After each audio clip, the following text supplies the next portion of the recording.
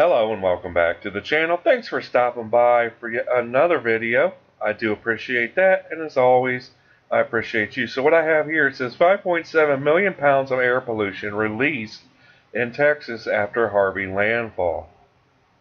It says according to the reports filed by companies to the Texas Commissions on Environmental Quality, 2.66 million kilograms or 5.7 million pounds of hazardous chemicals were released into the air by chemical plants, oil refineries, and industrial facilities from August 23rd to September 25th following Hurricane Harvey's landfall.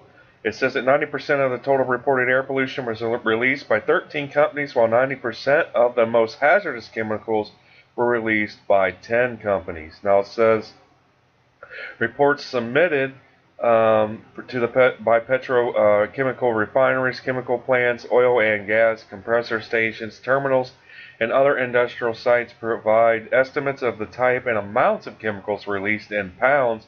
It says data includes pollution from the shutdown and startup process for many refineries and chemical plants, as well as releases due to physical damage from Harvey. It says the data collection performed by Greenpeace with the help from the Athena Mate year began on September 5th, and as of October 25th is still missing 20 final reports, which remain unfiled. In total, 5.7 million pounds of chemicals were released in the month after Harvey made landfall. 1.52 million pounds are considered particularly hazardous. So, I mean, that is, to me, that's just insane. Honestly, this is the first I'm actually reading about this. Now, I'm sure there's probably been other articles on this, but over 1.5 million pounds of dead or hazardous chemicals. I wanted to say deadly, but that would probably not be the word. But over 1.5 million pounds of very hazardous materials were released. That to me is just insane. But it says 90% of the most hazardous chemicals included benzene. Let's see. I'm not even going to try to pronounce most of these, but you can see it here. Hydrogen sulfide, nitrogen oxide, sulfur dioxide, and these other ones here that are listed were released by 10 companies. It says most of those 10 were refineries. Let's get down here. It says 42 of the 45 facilities are located in communities with above average rates of poverty, and it says that excludes 11 facilities without available data. So see, all the data is not even in. So these numbers are probably much higher. And it says 43 out of 45 facilities with available data in communities that are disproportionately inhabited by people of color excludes 11. So again, these numbers are not even the totals, but you can already see here total air pollution so far that's been reported is almost 6 million pounds.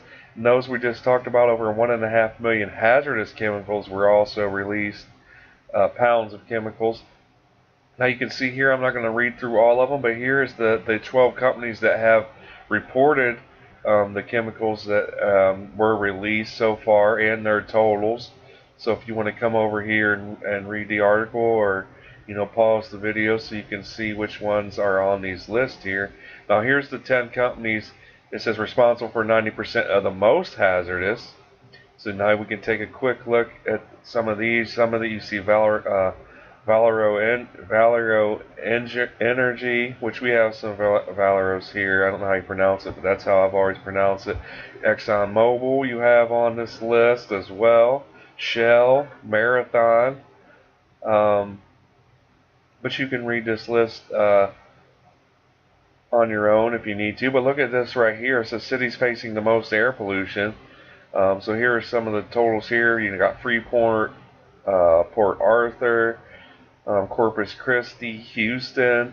Cities facing the most toxic chemicals, and it's almost identical, the list. Some different ones on these top 5 here, but for the most part, the ones facing the most air pollution and the most toxic chemicals are almost identical. But yeah, I just wanted to share this article with you real quick because honestly, this is the first time I have been reading about and I didn't even really think about this as an issue. You know what I mean? Like we think about these hurricanes and tropical storms, and we think about the winds and the flooding, and yes, and the destruction to buildings and cars and whatnot, and loss of life. But for me personally, I didn't really connect, air pollution with it, but it makes sense, once you start thinking about it.